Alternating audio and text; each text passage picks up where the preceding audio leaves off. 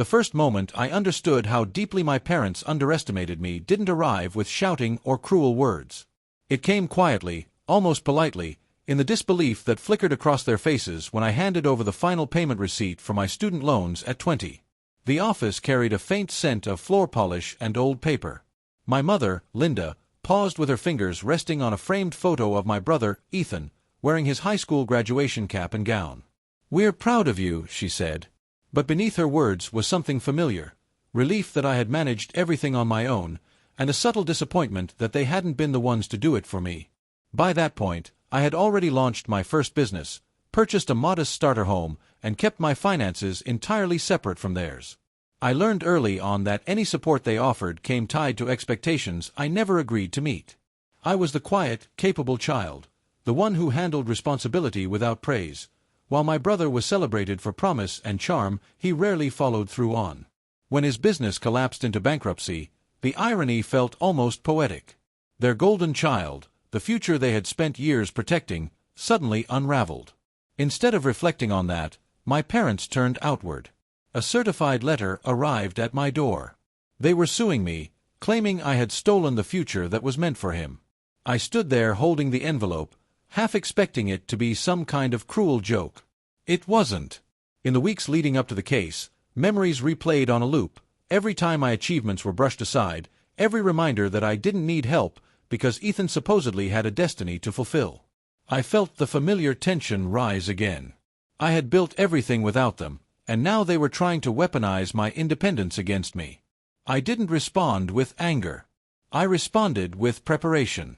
I gathered bank records, contracts, emails, tax filings, every investment made, every loan repaid. I organized my history with careful precision, like a professional preparing for surgery. When I finally sat across from my parents in their attorney's office, the atmosphere wasn't explosive. It was controlled. They expected hesitation, a crack, a moment of surrender. They didn't get one. The courtroom was quieter than I expected. My parents' lawyer spoke first, his tone confident in the way people assume authority will intimidate. "Your Honor," he said, "the defendant redirected opportunities that were intended for her brother. She must be held accountable for the future that was taken from him." My parents nodded behind him, as if the universe itself would confirm their claim. When my attorney spoke, she remained calm. No theatrics. No raised voice. She presented spreadsheets, statements, and correspondence, years of documented, independent work. She framed it all simply, not as retaliation, but as fact. The power of that moment was unmistakable. I didn't need to argue. Reality spoke for itself. During a recess, my parents tried to stop me in the hallway. "This is family," my mother whispered, anger tightening her voice. "You're supposed to help him." I let the words hang between us. I didn't answer.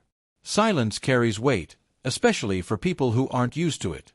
The final day was brief. My attorney closed with a statement that barely rose above a calm tone. The law recognizes effort, independence, and earned ownership. No one is entitled to another person's future based on family ties alone. My parents' faces showed frustration mixed with disbelief. They had expected drama. What they got was restraint. They expected submission. Instead, they faced quiet authority. Outside the courthouse, the city felt unchanged. But I wasn't. I walked to my car with steady hands and an even heart. There was no celebration, no sense of triumph, just a quiet acknowledgement that I had passed a test of patience and integrity.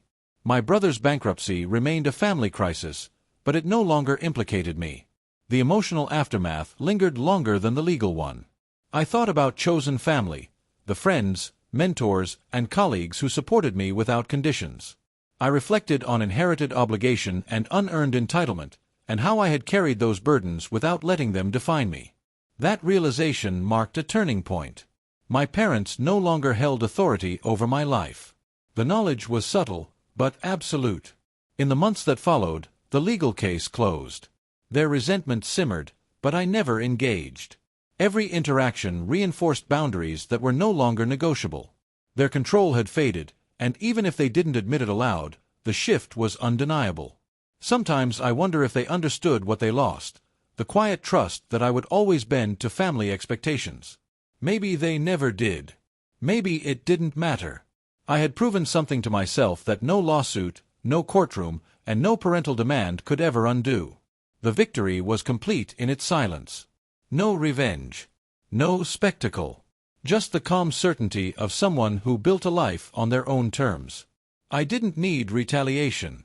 My independence, my success, and my ability to face authority without fear were more than enough.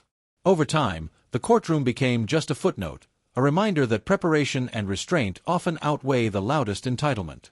As for my brother, I rarely think about him now. He found his own way, stumbled, recovered, and continued forward in his own fashion. If there was a lesson, it wasn't his. It was my parents'. You can't assign futures. You can't claim what others build alone. You can only witness it, and sometimes, witnessing in silence is the most powerful response of all. By 20, I had paid off my student loans, bought a home, and built a six-figure business. By 22, I had maintained that independence, weathered misplaced ambition, and emerged steady. It wasn't success as the world defines it. It was quiet authority, earned, stable, and untouchable. And in that calm, I understood the truth. The life you build for yourself